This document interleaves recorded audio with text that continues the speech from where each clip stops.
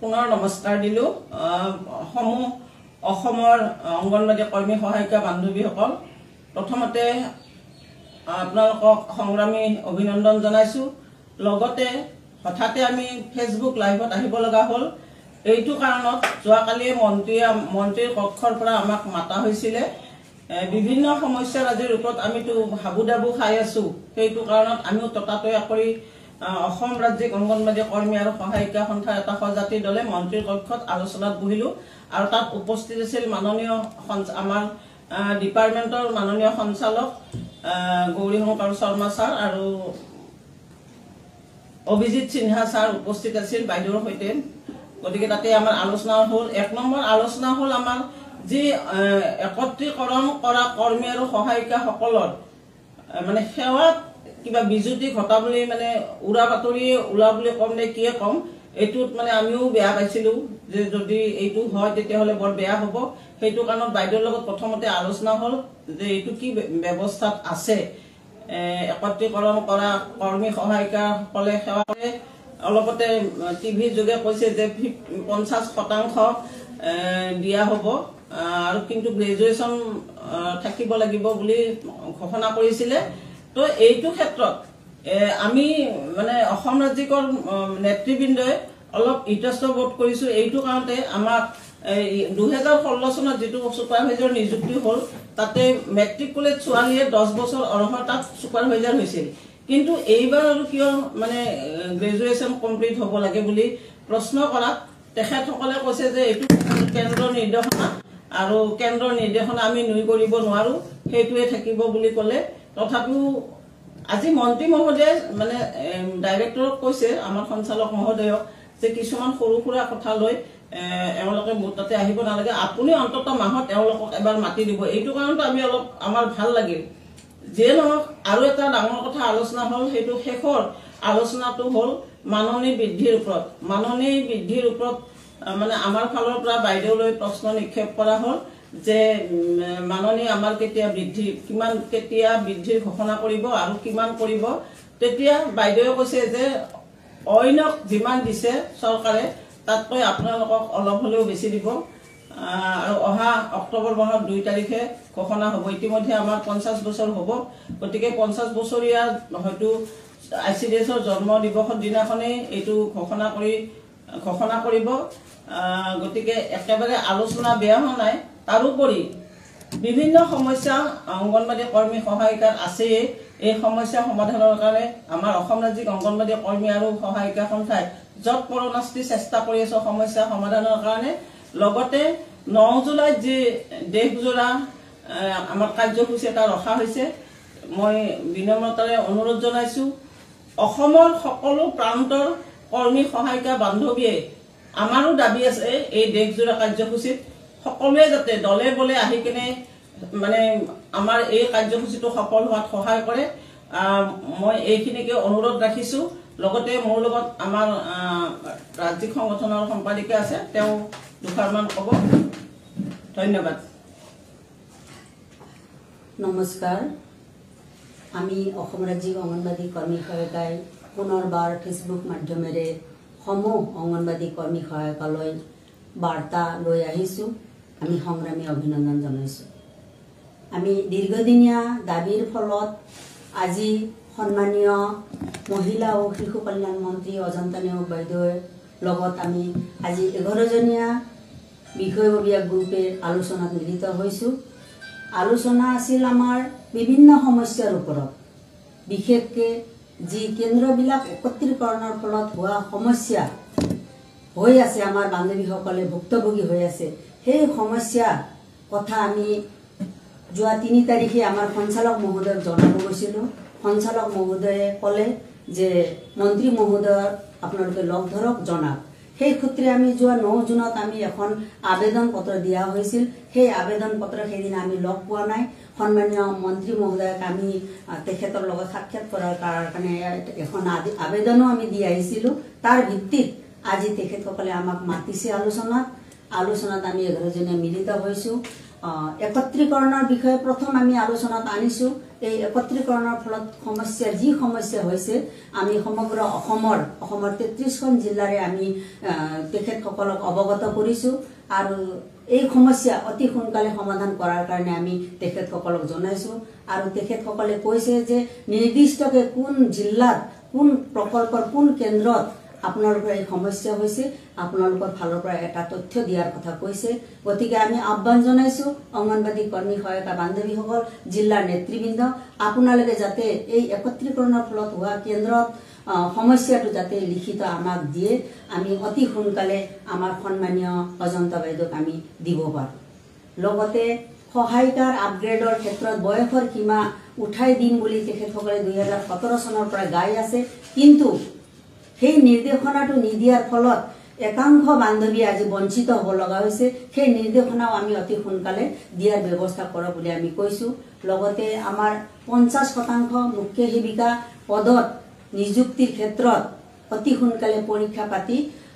এই বান্ধৱীসকলক 50% পূৰ কৰাৰ বাবে আমি আহ্বান জনাইছো আৰু তেখেতসকলে কৈছিল যে এই ক্ষেত্ৰত BA পাছ বান্ধৱীসকলকে পৰীক্ষাত বহাব আৰু তাৰ ক্ষেত্ৰত আমি আবেদন জনাইছো যে BA পাছ নহয় আমি মেট্ৰিক পাছ পৰাই আমি এই ব্যৱস্থাটো কৰিব লাগে বুলি আমি আবেদন জনাইছো তেখেতসকলে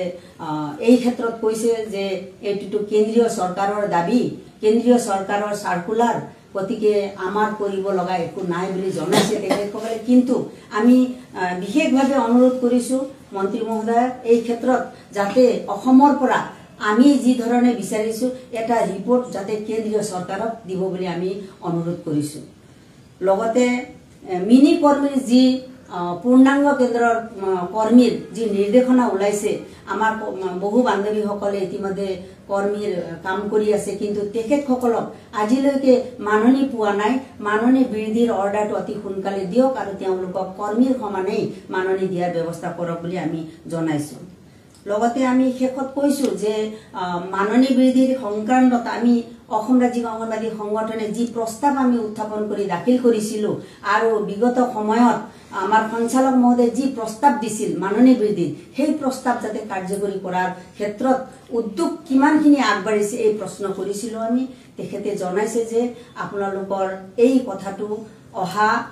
2 অক্টোবৰত মুখ্যমন্ত্ৰীয়ে ঘোষণা কৰিব নিৰ্দিষ্টকে তেখেতে আমাক স্পষ্টকে কৈছে অতি উৎসাহেৰে আৰু কৈছে আশা বান্ধৱীসকলৰ মিড ডে মিল বান্ধৱীসকলৰ যিখিনি ঘোষণা কৰিছে তাতকৈ কিছু বৃদ্ধি কৰি মুখ্যমন্ত্ৰীয়ে ঘোষণা কৰিব বুলি আমাক তেখেতসকলে জনাইছে তাৰোপৰি আমি কৈছো যে এই ক্ষেত্ৰত বিশেষকে গৰমৰ বন্ধটো আমি বিচাৰিছো গৰমৰ বন্ধৰ কাৰণে তেওঁলোকক আমি আবেদন জনাইছো আৰু হয়তো তাৰ কাৰণে চিন্তা চৰ্চা কৰি পদক্ষেপ ল'ব সেইবিলাক সঞ্চালক মহোদয়ক দায়িত্ব দিছে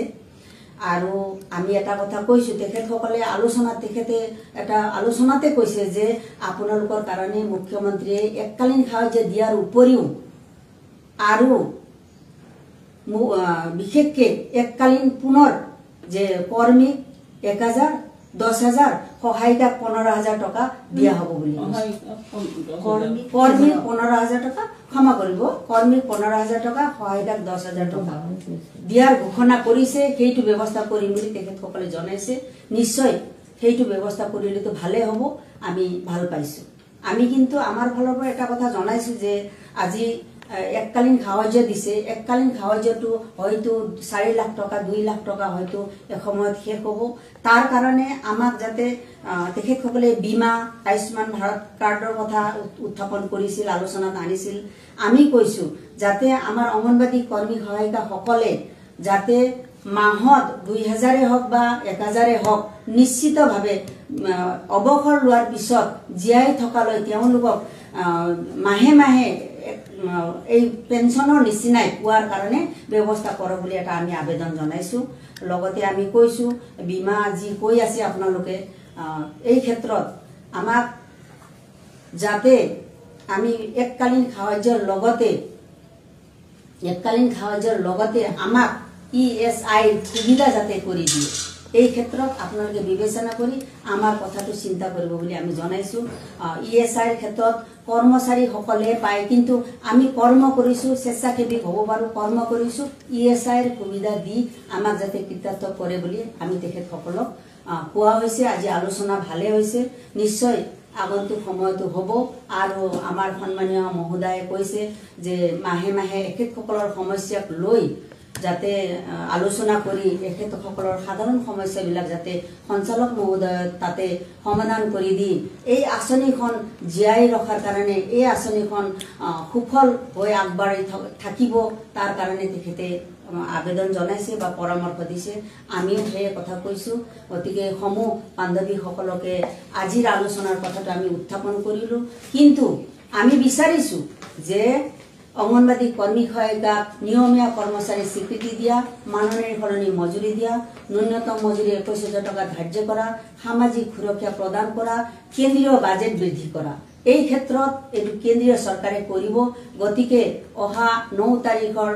ধৰ্মঘট, এই ধৰ্মঘটত এই দাবী সন্নিৱিষ্ট হৈ আছে। সকলো অল ট্ৰেড ইউনিয়ন ফেডাৰেশ্যনে যি আহ্বান জনায় এই ধৰ্মঘটত আমাৰ হৈ মাত মাতিব আহিছে। শ্ৰম সংহিতা বাতিল কৰা, ৰাজনৈতিক যি ব্যৱস্থা চলি আছে, দুৰ্নীতি হৈ আছে, এইটো ব্যৱস্থা যাতে নহয়, তাৰ কাৰণে এই প্ৰতিবাদীত 9 তাৰিখৰ প্ৰতিবাদীত সকলো কৰ্মী সহায়িকাই সহযোগিতা আগবঢ়াব বুলি আমি আহ্বান ৰাখি মই মোৰ কোৱাখিনি সামৰণি মাৰিছোঁ। ধন্যবাদ। মোৰ লগতে আছে আমাৰ উপসভানেত্ৰী ভাগ্যলতা বাইদেউ, তেখেতক ক'বলৈ মই অনুৰোধ জনাইছোঁ। হয়, নমস্কাৰ বান্ধৱীসকল। আমাৰ ইতিমধ্যে সভানেত্ৰী আৰু সম্পাদিকা মহোদয়াই সুন্দৰভাৱে কথাখিনি অৱগত কৰিলে, আপোনালোকে নিশ্চয় বুজি পাইছে। আজি সঁচাকৈ আমি অকণমান আনন্দিতও হৈছোঁ, আলোচনা ভাল হোৱা বুলিও ক'ব পৰা হৈছোঁ আমি। যিহেতু আমি যিটো সমস্যাত ভুগি আছিলোঁ, যিটো চিন্তাই আমাক মানে কামুৰি আছিলে, একত্ৰীকৰণ বান্ধৱীসকলৰ কি হ'ব, যদি তেওঁলোকৰ এই সেৱাৰ পৰা যদি তেওঁলোকক আঁতৰাই পঠায় তেতিয়াহ'লে তেওঁলোকৰ কি অৱস্থা হ'ব, এই চিন্তাটোৱে সঁচাকৈ আমাৰ বহু কষ্ট দিলে। আজি আমি সেইটোৰ এক প্ৰকাৰ সমাধান হ'ল বুলি আমি ধৰি লৈছোঁ। যিহেতু তেওঁলোকৰ যদিও একত্ৰীকৰণ হৈছে, তেওঁলোকৰ কেতিয়াও এই কামৰ পৰা মানে বৰখাস্ত নকৰে, তেওঁলোকে কাম কৰিয়েই থাকিব 60 বছৰলৈকে। য'তে যেনেকৈ আছে বান্ধৱীসকল তেনেকৈ থাকিব পাৰিব। কিন্তু যদি কিছুমান বান্ধৱীক আমাৰ বহু দূৰলৈ নিছে, বোলে 5 কিলোমিটাৰৰ বাহিৰত, সেইখিনিয়ে কিন্তু আমাক জনাব লাগিব। তেওঁলোকক কিন্তু পুনৰ নিৰীক্ষণ কৰা হ'ব। আৰু যিসকল বান্ধৱীৰ বেনিফিচাৰীও আছে, কেন্দ্ৰ বনোৱাৰ ঠাই আছে, ৰাইজেও মাটি লিখি দিছে বা তেনেকুৱা আছে, গতিকে সেইখিনিক পুনৰ নিৰীক্ষণ কৰিব, তাৰ বাবেও আমাক কথা দিছে। গতিকে আমি সেইখিনিত খুবেই আনন্দিত হৈছোঁ। আৰু বান্ধৱীসকল নিশ্চিন্ত থাকক, আপোনালোকে কোনো ধৰণৰ চিন্তা কৰিবলগীয়া ইয়াত বিষয় নাই। আৰু যিটো আমাৰ আজি আলোচনা হ'ল বাইদেউৰ পৰা, সঁচাকৈয়ে আমি ভাল পাইছোঁ। আমি 2 অক্টোবৰলৈ খুব আশাৰে বাট চাই আছোঁ। আৰু বান্ধৱীসকল আপোনালোকেও বাট চাওক। আমাৰ নিশ্চয় আমি ভাল এটা দিন হিচাপে আমি সেইটো যাতে পৰিগণিত কৰিব পাৰোঁ, আৰু আমি খুব সুন্দৰ এটা যাতে আশাৰ ৰেঙনি আমি দেখিছোঁ, আশাৰ ৰেঙনি। গতিকে সেই আশাটো যাতে আমি সঁচাকৈ সফল হওঁ। আমি অসম ৰাজ্যিক অংগনবাড়ী কৰ্মী আৰু সহায়িকা সন্থাই যিখিনি কষ্ট আমি কৰিছোঁ, সেই কষ্টৰ সফলতা আমি সঁচাকৈয়ে এদিন হ'লেও পাম, আৰু পাই আহিছোঁ আৰু পাম। গতিকে অসম ৰাজ্যিক অংগনবাড়ী কৰ্মী সহায়িকাসকলক, এই সন্থাটোক আপোনালোকে কোনোদিন অৱজ্ঞা নকৰিব। আৰু CITৰ লগত যাতে আমি সদায় এনেদৰে থাকিব পাৰোঁ, তেওঁলোকৰ আদৰ্শ, তেওঁলোকৰ প্ৰেৰণা আমি যাতে সদায় পাই থাকোঁ, তাকে কামনা কৰিছোঁ। গতিকে আপোনালোকে অসম ৰাজ্যিক অংগনবাড়ী কৰ্মী সহায়িকা সন্থাৰ লগত থাকক, সহযোগ কৰক, নিশ্চয় আমি সদায় সফল হ'ম। আগন্তুক দিনতো আমি সদায় এনেদৰে ভাল খবৰ আৰু ভাল বতৰা লৈ যাতে আপোনালোকৰ ওচৰত আমি আহিব পাৰোঁ, তাৰে আমি কামনা কৰিছোঁ। ধন্যবাদ। আমাৰ মাজত সম্পাদিকা কল্পনা দেৱী আছে, তেখেতকো মই দুআষাৰমান ক'বলৈ অনুৰোধ জনাইছোঁ। নমস্কাৰ। আজি আমাক মন্ত্ৰী মহোদয়া, মাননীয় জনতা ন্যায় মহোদয়া, তেখেতে বিত্তমন্ত্ৰী, লগতে আমাৰ সমাজ কল্যাণ বিভাগৰ মন্ত্ৰী, তেখেতে আজি আমাক বিষয়ববীয়াসকলক আলোচনাত মাতিছিল। আৰু সেই আলোচনাৰ মতে আজি আমাৰ খুব সুন্দৰ আলোচনা হৈছে। আৰু তেখেতে আমাক যিটো এটা বাৰ্তা পঠিয়াইছে, সেই বাৰ্তাটো আমাৰ যাতে অংগনবাদী কৰ্মী সহায়িকা সকলোৰে মূৰত ফুল চন্দন হৈ পৰক তাৰ বাবে মই বাইদেউক বিশেষভাৱে ধন্যবাদ জনাইছো। আৰু আমাৰ 2 অক্টোবৰত অতি সুন্দৰ বাৰ্তা এটা যাব সকলোলৈকে, তাৰ বাবে কৰ্মী সহায়িকাসকলক মই আগতীয়াকৈ জনাইছো যে আমাৰ অসম ৰাজ্যিক সন্থাটোৱে কেতিয়াও বহি থকা নাই আৰু বহি নাথাকে, সদায় আগবাঢ়ি যাব। আৰু তাৰ বাবে আপোনালোকৰ সহায় সহযোগিতা আমি সদায় কাটৰেৰে আহ্বান জনালো। আৰু আপোনালোকে আমাৰ ওপৰত সদায় বিশ্বাস ৰাখক। আৰু 9 জুলাইৰ যিটো আমাৰ দেশজোৰা সাধাৰণ ধৰ্মঘট আছে, সেই ধৰ্মঘটটোত সকলোৱে সহযোগ কৰক আৰু আগবাঢ়ি আহক। এই আন্দোলনৰ মতে যাতে আমি চেন্ট্ৰেলৰ পৰাও কেন্দ্ৰীয় চৰকাৰৰ পৰাও যাতে আমি মাননীটো অতি সোনকালে আদায় কৰিব পাৰো, কাৰণ ৰাজ্য চৰকাৰৰ পৰা আমি 2 তাৰিখে অতি সুন্দৰ এটা বাৰ্তা আমি পাম। আৰু সেই হিচাপে আপোনালোকক সদায় আমি আমাৰ অসম ৰাজ্যিকৰ ফালৰ পৰা আমি এটা ভাল বাৰ্তা দিবলৈ চেষ্টা কৰি আছো আৰু সদায় ভাল বাৰ্তাই শুনিব। অসম ৰাজ্যিক অংগনবাদী কৰ্মী সহায়িকা সন্থা জিন্দাবাদ। ধন্যবাদ জনাইছো। নমস্কাৰ সকলোকে। আমাৰ অসম ৰাজ্যিক সংগঠন জীয়াই থাকক। সমগ্ৰ অসমৰ বান্ধৱীসকলকো একেলগে আহক, আমি একেলগে থিয় দিওঁ মাৰ বান্ধি চৰকাৰৰ আগত আমি আলোচনা বিলোচনা বা স্মাৰক পত্ৰ প্ৰদান কৰি কেন্দ্ৰীয় চৰকাৰকো যাতে আমি বাধ্য কৰাব পাৰোঁ। অংগনবাদী কৰ্মী সহায়কক নিয়মীয়া কৰ্মচাৰী স্বীকৃতি দিয়া, অংগনবাদী কৰ্মী সহায়কক মাননীৰ সলনি মজুৰি দিয়া, অংগনবাদী কৰ্মী সহায়ককো ESIৰ সুবিধা প্ৰদান কৰা। এই ক্ষেত্ৰতো যাতে কেন্দ্ৰীয় চৰকাৰৰ যুদ্ধত কেন্দ্ৰীয় চৰকাৰৰ দাবীত আমি সকলোৱে এক হওঁ। আহক অসমৰ সমূহ কৰ্মী সহায়ক বান্ধৱীসকল একেলগে আমি আগবাঢ়ো। ধন্যবাদ।